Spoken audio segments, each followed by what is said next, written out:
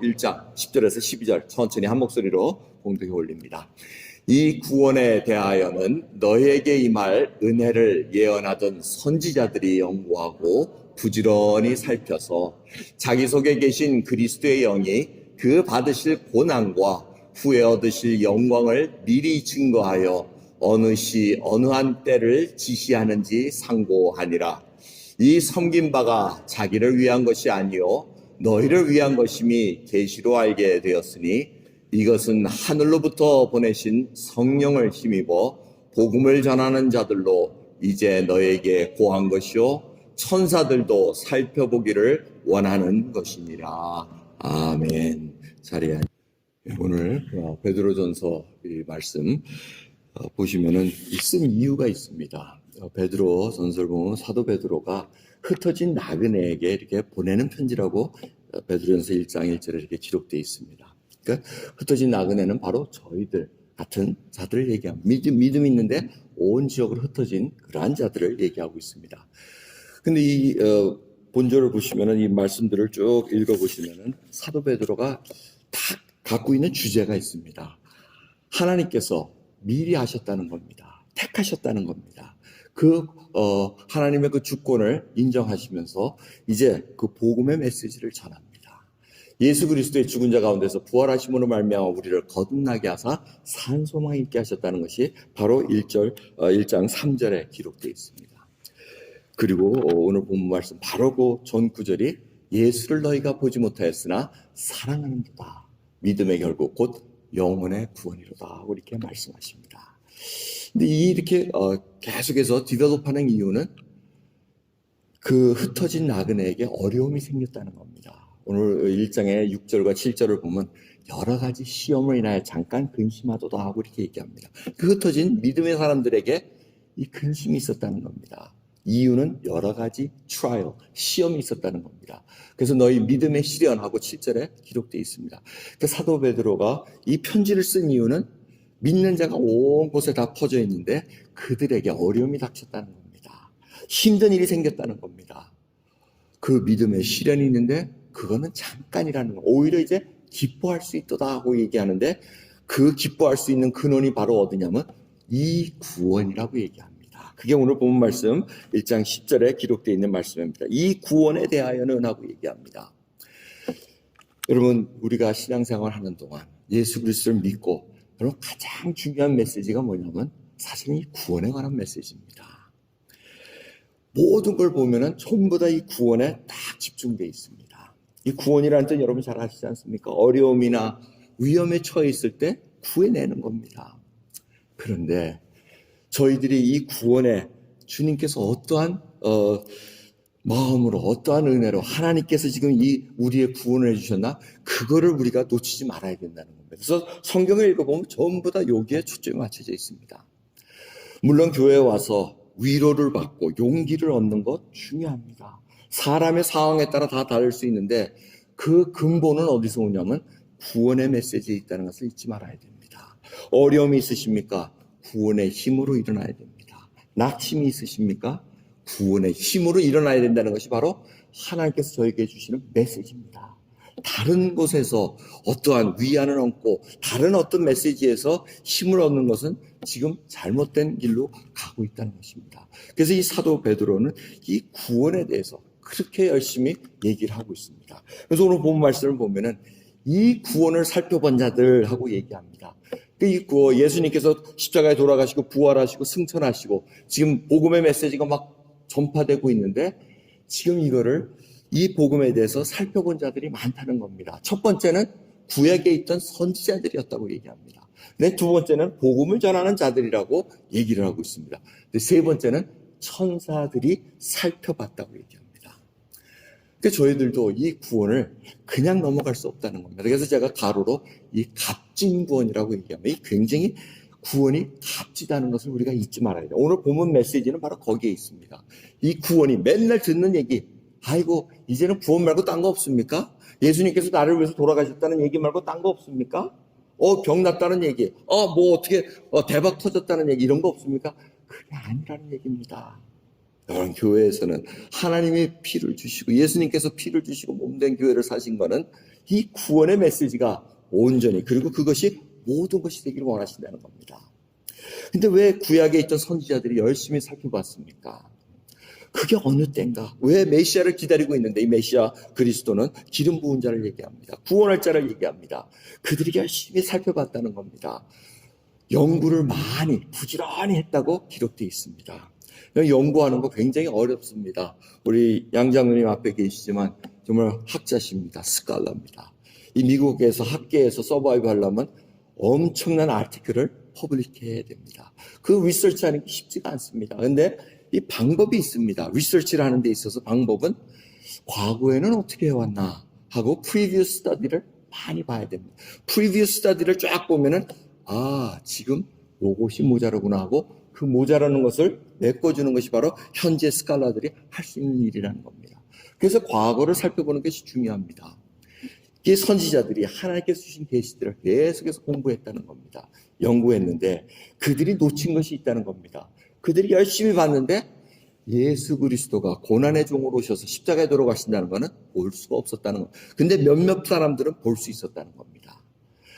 그래서 유대인들의 메시아관은 뭐였습니까? 분명히 구원하러 오신다. 근데 그분은 왕이시고 능력이 있으시다는 겁니다. 힘이 엄청나셔가지고 세상에 있는 불의를 지금 싹 쓸어내실 거라는 그 메시아관을 갖고 있었습니다. 그러게 예수님께서 오셔가지고 나귀를 타시고 예루살렘에 입성하시고 십자가에 돌아가신 이 사건은 도저히 자기네들이 연구했던 메시아관하고는 틀리다는 겁니다. 하지만 진정으로 계시로 말미암아 하나님의 그리스도의 영이 알려준 그 선지자들에게는 이 말씀이 기록되어 있습니다. 시편의 22편의 말씀이 기록되어 있습니다. 그들이 나를 찔렀다고 얘기합니다. 고통이 막 입에 그 고통이 다 이틀을 다 갈랐다고 얘기하십니다. 이사야서 53장을 보면 고난받는 종을 얘기하십니다. 이사야 선지자가 그걸 보고 알았다는 겁니다. 미가서 선지자도 보고 알았습니다. 작은 고을 베들레헴에서 분명히 이 메시아가 태어날 거라면서 알고 있었다는 것입니다. 또 호세아를 보면은 바로 내 백성이 아니라고 하면서 다시 불러들이는 고멜의 자녀들을 불러내는 그 모습이 바로 유대인뿐만 아니라 온 인류, 이방인까지 포함한 모든 하나님의 백성을 불러내고자 하는 그 뜻을 사도 바울이 알고 로마서에서 기록되고 있습니다. 그럼 그러기에 저희들 이 성경 하나하나가 지금 예수 그리스도가 바로 어떠한 분이신 것을 보여주기 위해서 그 때와 시를 다 알려주고 있다는 것을 우리가 기억해야 됩니다. 그래서 여러분 성경을 읽으실 때 이 전체적인 그림을 보고 계셔야 됩니다. 전체적인 그림이 뭡니까? 하나님께서 이 땅을 창조하셨습니다. 그리고 아담과 하와가 하나님 말씀 불순종해서 타락이 됩니다. 그리고는 하나님께서 계속해서 구원을 베풀주고 하는 그 손길이 이루어지고 있습니다. 그러면서 구원, 예수님께서 십자가에 돌아가시고 그다음에 부활하시고 승천하시고 다시 오실 때까지 하나님의 나라가 이미 이루어졌으나 아직 완전하지 않은 것을 알려주고 있습니다. 그것이 바로 새 언약으로 우리에게 알려주고 있습니다. 그런데 여러분들 한번 생각해 봐야 됩니다. 바로 예수님께서 언제 내려오시기로 작정하셨습니까? 혹시 여러분들이 아담과 하와가 이게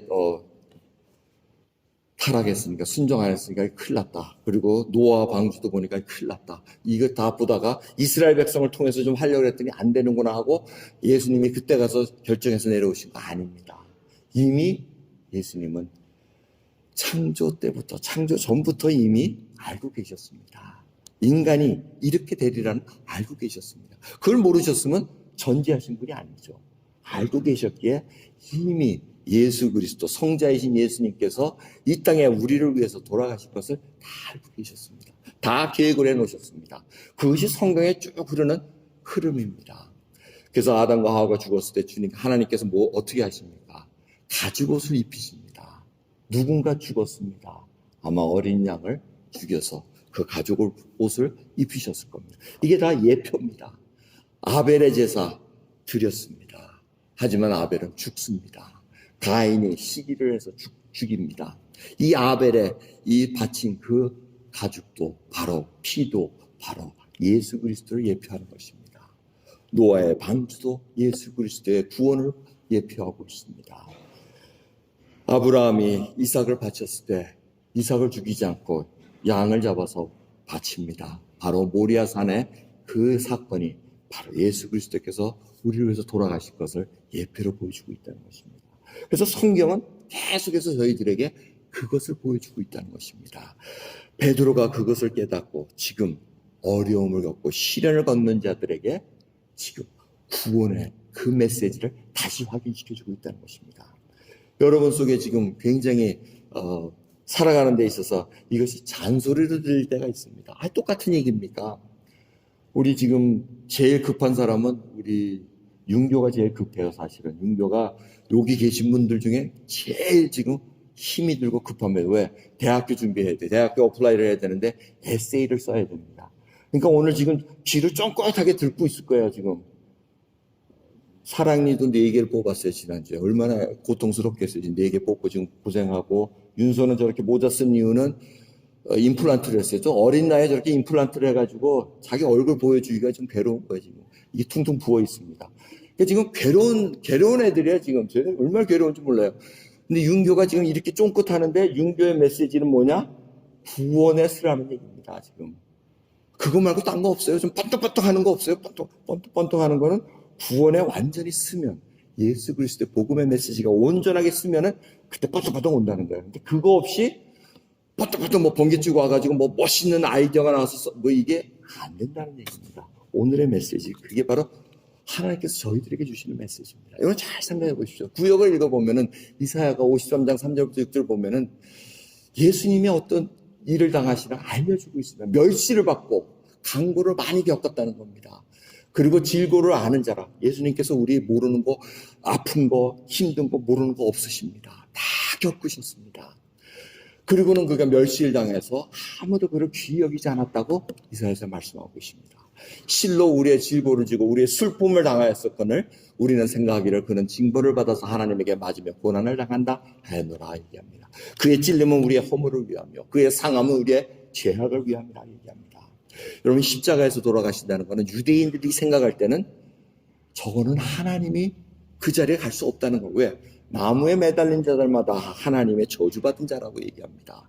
그리고 여러분, 역사를 보면 십자가에 죽은 자가 수만 명입니다. 그 잔인하게 죽이는, 그리고 힘없고 죄악자들이 죽어야 되는 것이 바로 십자가의 죽음이었습니다. 그런데 메시아가 힘없고 도둑으로, 죄악으로, 범죄자로 십자가에서 돌아가셨다는 그들 생각에는 메시아가 될 수 없다는 것입니다. 지금도 이스라엘 땅에는 유대인들이 메시아를 기다리고 있습니다. 그 이유가 바로 거기에 있습니다. 십자가에 돌아가신 분은 메시아가 될 수가 없다는 겁니다. 하지만 하나님께서 뭐라고 하십니까? 그것이 유대인들에게는 바로 거치는 것이 되나 하나님께서는 약한 것들을 들으셔가지고 하나님의 구원을, 메시지를 전하기를 원하셨다고 얘기합니다.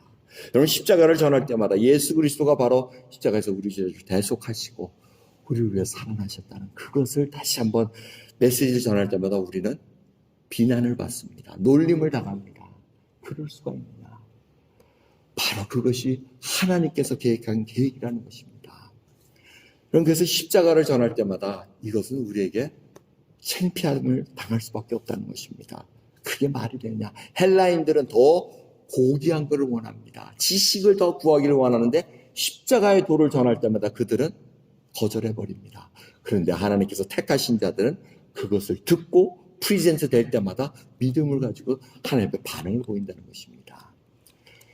그러기에 이 사도 바울도 사도행전 17장을 보시면 데살로니가의 신라와 함께 메시지를 전하러 갑니다. 선교하러 갈 때 새 안식일 동안 성경을 풀어서 해석을 해주는데 메시지가 뭐였습니까? 그리스도가 해를 받아야 된다는 것을 풀어서 설명을 합니다. 그런데 결과는 어떻게 됩니까?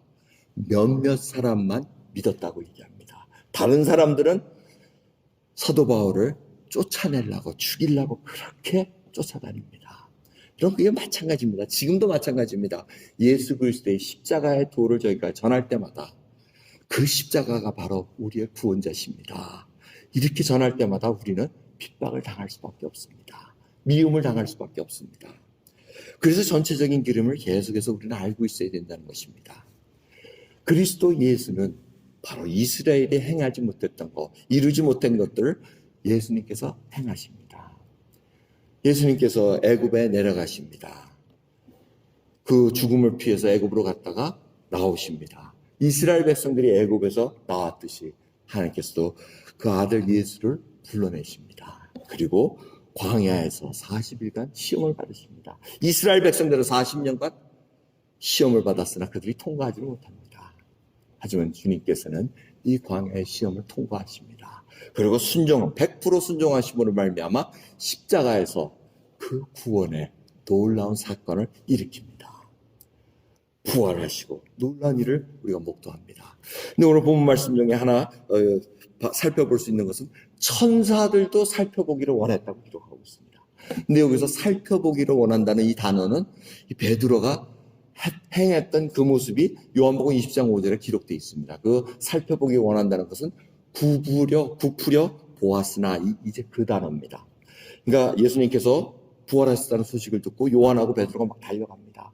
무덤까지 가는데 무덤에 들어가지 못하고 베드로가 사실인가 하고 부풀려가지고 막 아주 그냥 자세하게 쳐다보는 그 모습을 얘기하고 있습니다. 이게 바로 천사가 살펴본다는 겁니다.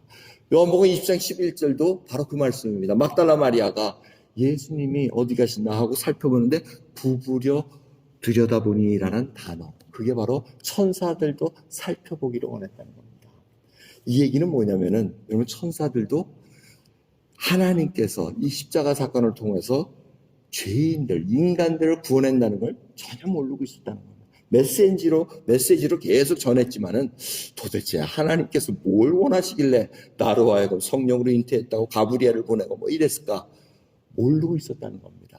그런데 놀랍게도 왜 천사들에게는 우리가 천사보다 조금 못하게 지었다고 말씀하지 않습니까? 그런데 나중에 그들이 우리가 부리는 영으로 우리가 사용할 수 있다고 얘기합니다. 이 천사들이 놀래버립니다. 그 이유는 하나님의 놀라운 구원의 그 사건을 깜짝 놀랍니다. 그들은 용서와 구원받는다는 개념이 그들에게는 있지가 않습니다. 성경을 보십시오. 천사들은 어떻게 해요? 잘못하면은 저 구덩텅이에 가 있어 하고 감옥에 보내버리십니다. 이 구원이라는 개념이 없습니다.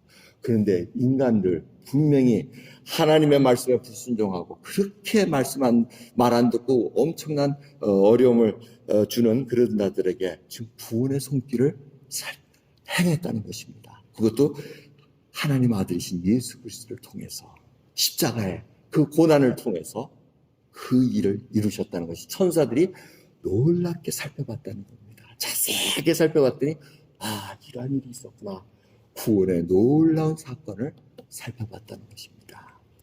여러분, 그러기에 천사들이 흠모한다는 겁니다. 아이고, 하나님께서 저 인간을 저렇게 창조하시고 타락한 인간들을 구원할 방법이 바로 성자이신 예수 하나님을 십자가에 못 박히심으로 말미암아 이 일을 이루셨구나. 놀랬다는 것입니다. 여러분, 그러기에 이 구원은 그냥 가볍게 보낼 그런 사건이 아니고 그런 메시지가 아니라는 겁니다. 나의 모든 것이 돼야 됩니다. 그러기에 값진 구원이라고 우리는 분명히 고백할 수 있어야 된다는 것입니다. 그런 이 고백은 하나님 앞에 드려야 됩니다. 이 값진 것은 사실은 너무나 흔해서 우리가 밸류를 모릅니다. 이 산소라는 것 얼마나 흔합니까? 지금 숨 쉬고 있는 거 너무나 흔하지만 얼마나 귀합니까? 없으면 우리가 숨을 못 쉬면은 산소가 없어 숨 못 쉬면 그때 귀한 걸 알게 됩니다. 마찬가지입니다. 이 복음이 선물이라 그러고 은혜라고 하니까 사람들이 그냥 널려 있는 게 복음의 메시지로 착각합니다. 맞습니다. 은혜니까 쫙 깔려 있습니다.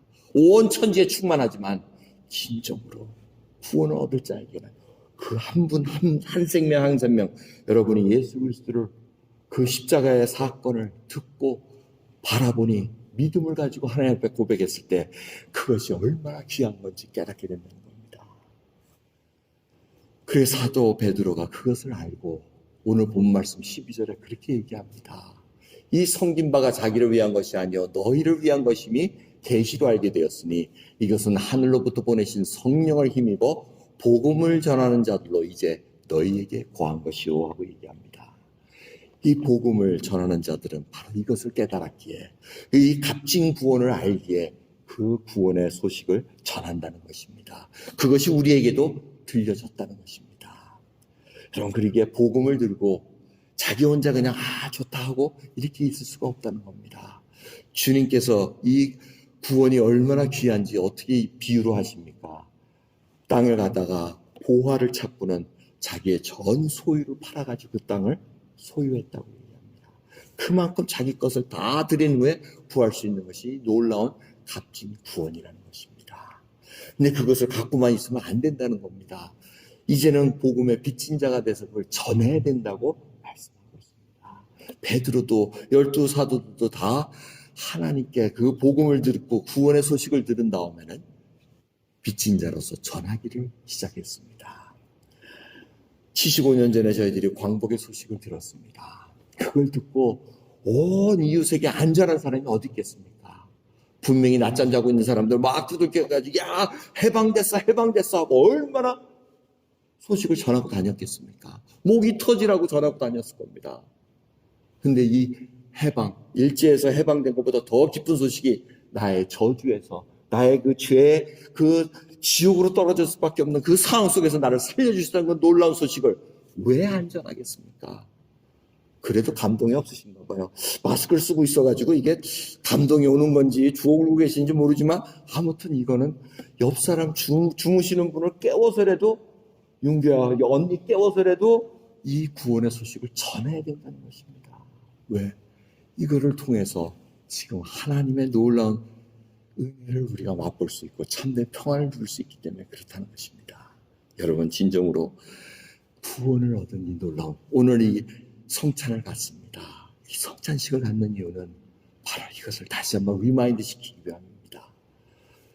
여러분 혹이라도 마음에 답답함이 있으십니까? 오늘 이 떡과 음료를 드시는 자들마다 정말 다시 한번 구원의 기쁜 그 소식에 다시 한번 감동하시기 바랍니다.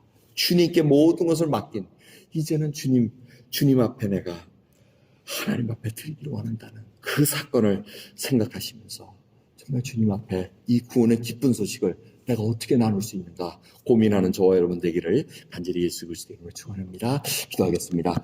하나님 감사합니다. 진정으로 주님께서 저희를 구원하기 위해서 이 땅에 육신의 종의 그 육신의 몸을 빌어서 오셨습니다.